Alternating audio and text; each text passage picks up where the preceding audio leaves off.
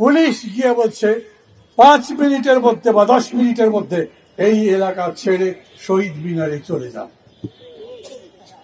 হ্যাঁ, পুলিশ বলতে পারে এখানে রাস্তা বন্ধ হয়ে যায়, আপনারা আগে কি অনুমতি নিয়েছেন, কিংবা তাদের আইন শৃঙ্খলার কোনো প্রশ্ন থাকতে পারে, সেই জন্যে তারা 5 মিনিটের জায়গায় যদি এতগুলো হাজার হাজার শিক্ষক 5 মিনিটের জায়গায় 50 মিনিট সময় নিয়ে যায়। বাংলাদেশ তৈরি হতে কত সময় বেশি লেগেছে? আমাদের মন্ত্রী সাহেবরা প্রতিদিন কে কতক্ষণ লেট করে অফিসে আসে, সেই হিসাব তো চাই নাই। তাহলে এরা 5 মিনিট সময়ের মধ্যে সরতে পারল না বলে শিক্ষকদের উপরে লাঠি পেটা করা আর যাই হোক মানুষের কাজ তো হতে পারে। একটা সরকারকে আমরা পছন্দ করে এনেছি, মানুষ বলেছে এই সরকার কোনো দলের মধ্যে নয়, কোনো দল করে না, দল বানায়নি, এরা সবার পক্ষে কথা বলবে, এরা সবার কথা শুনবে, অন্তত কথা বলতে দেবে। আমি আজকে সকালবেলা পত্রিকা বিস্তারিত পড়লাম, ওখানে বিশেষ ক্যাডারে যারা ডাক্তাররা পাশ করেছেন তাদের একটা মানববন্ধন ছিল, সেইখানে আমি কথা বলতে গিয়েছিলাম, সেখান থেকে কিছু শুনেছি। তারপরে পড়ে আমি অবাক হয়ে গেলাম, আপনারা প্রধানত বেতন নয়, আপনাদের বাড়ি ভাড়া বৃদ্ধির কথা বলছে। কত দেয় এখন বাড়ি ভাড়া? পত্রিকায় যখন পড়লাম 1000, তখন আমার মনে হলো ফকিরকেও মানুষ 1000 টাকা ভিক্ষা দেবে না।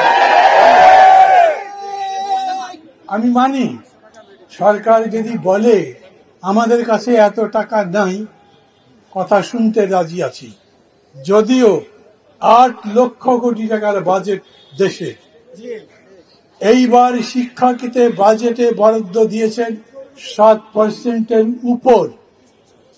তো যদি 1000 টাকা বাড়িয়ে 3000 টাকা করা হতো, তাহলে কত টাকা যেত সরকারের?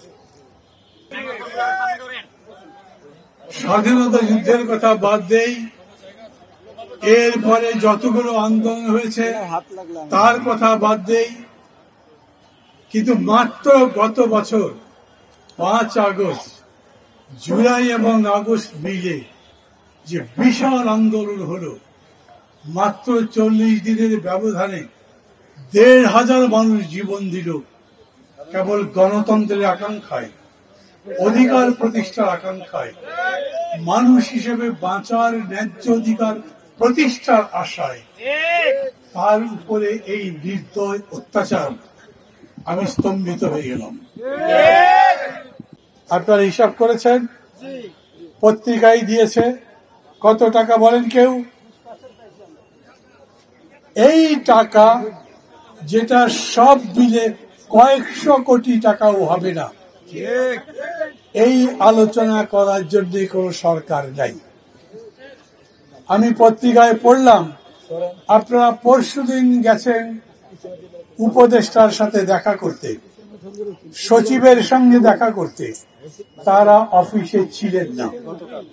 আমি জানি না ভালো করে, আপনারা যে গেছেন সেটা কি তারা জানতেন না? আপনারা তাদেরকে জানান নাই? পত্রিকার মধ্যে নিউজ হয়নি?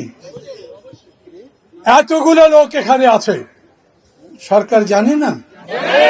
সরকার যদি না জানে সরকার আছে কেন? এই যে মানুষগুলো, তাও কোন মানুষ?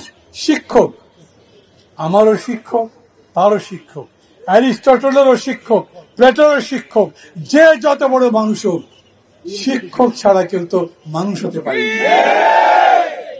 সেই শিক্ষককেই যদি সম্মান দিতে না পারতাম, তাহলে আমি, আমার শিক্ষক প্রফেসর ইউনুস, ওনারও শিক্ষক আছে, শিক্ষকদেরও শিক্ষক আছে, তার কাছে আমি ফরিয়াদ করছি, আপনি চলে গেছেন, ঠিক আছে, আপনি যাবার আগে এই সমস্যা জানবার কথা, আপনি যাবার আগে আপনার উপদেষ্টা পরিষদে যারা আছে তাদেরকে বলবার কথা, ডেকে বললেও হয়তো 7 দিন পরে আসেন, 3 দিন পরে আসেন, বলেছেন। আমি পত্রিকায় যেটা পড়লাম, তারা মিলে একটা কমিটির মতো করে আলোচনা করেছেন, আলোচনায় বলেছেন তাদেরকে কি কি বিষয়ে সহযোগিতা দেওয়া যেতে পারে। একটা নতুন দেশ গড়তে চাচ্ছি আমরা। এত মানুষ রক্ত দিয়েছে, তারপরেও অপমানিত হবার জন্য নয়। শিক্ষক কেন, সাধারণ মানুষকেও রাস্তার মধ্যেও কুকুরের মতো পেটাবেন, এই রকম দেশ চাই না। ওই দেশ থাকতে পারবে না। দেশ আমরা বদলাবো বলেই লড়াই করছি।